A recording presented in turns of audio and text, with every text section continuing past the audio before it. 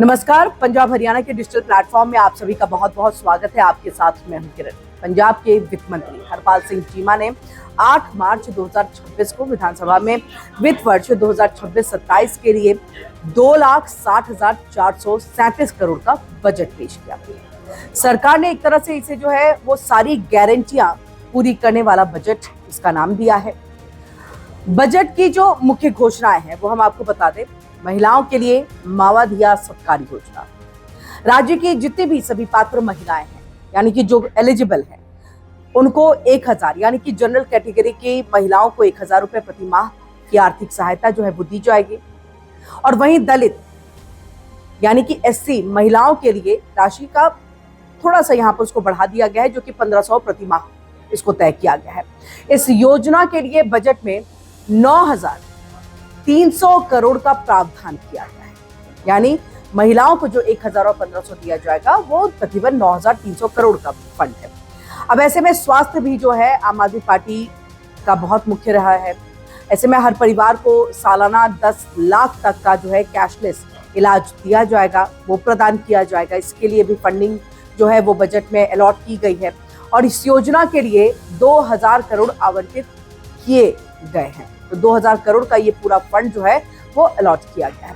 अब शिक्षा के क्षेत्र में देखिए क्या कदम जो है वो उठाया गया। शिक्षा के लिए रिकॉर्ड तकरीबन 19,279 करोड़ का आवंटन जो है वो यहाँ पर किया गया है। इसमें स्कूल ऑफ हैप्पीनेस और 1,000 खेल नर्सरी स्थापित करने का प्रस्ताव जो है वो पूरी तरह से यहाँ पर शामिल है।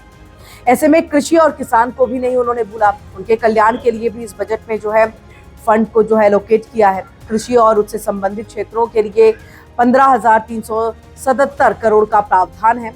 किसानों को मुफ्त बिजली दी जाएगी। मुफ्त बिजली पहले भी दी जाती थी, अब भी मुफ्त बिजली का प्रावधान रखा गया है और ये तकरीबन 7,715 करोड़ इसका रखा गया है पूरा का पूरा बजट।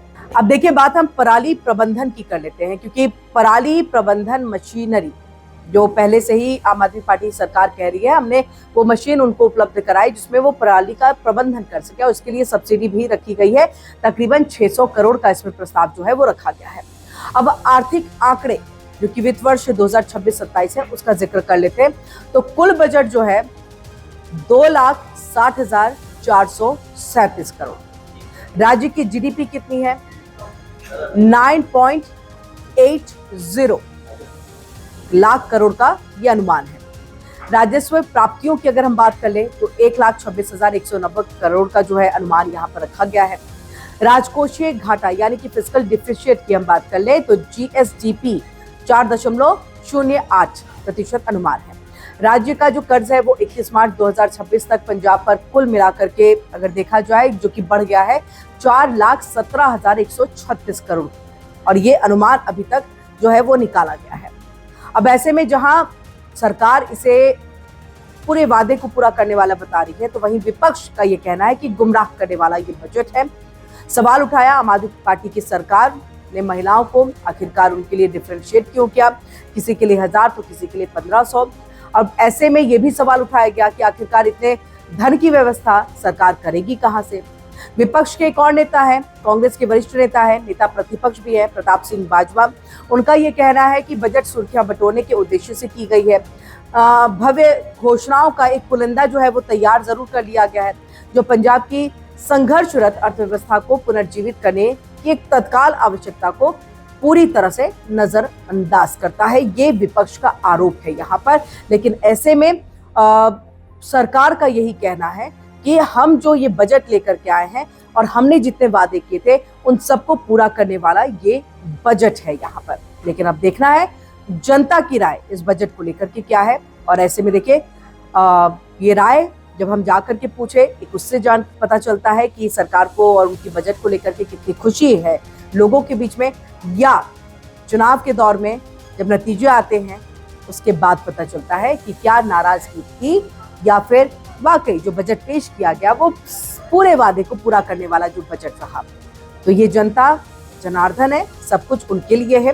और ऐसे में अब ये 2027 के लिए क्या लोक लुभावन ये तमाम वादे किए गए हैं या वाकई यहाँ पर जनता के विकास, उनके तमाम समस्याओं के समाधान के लिए इस बजट को जो है वो रखा गया है, या आने वाले चुनाव के नतीजे बताएंगे। देखिए इंडिया डेली 24/7 अब आपके स्मार्ट टीवी पर। इंडिया डेली मौजूद है सभी डिजिटल प्लेटफॉर्म पर लाइव और लगातार। इंडिया डेली 24/7 हर दिन राष्ट्र को समर्पित।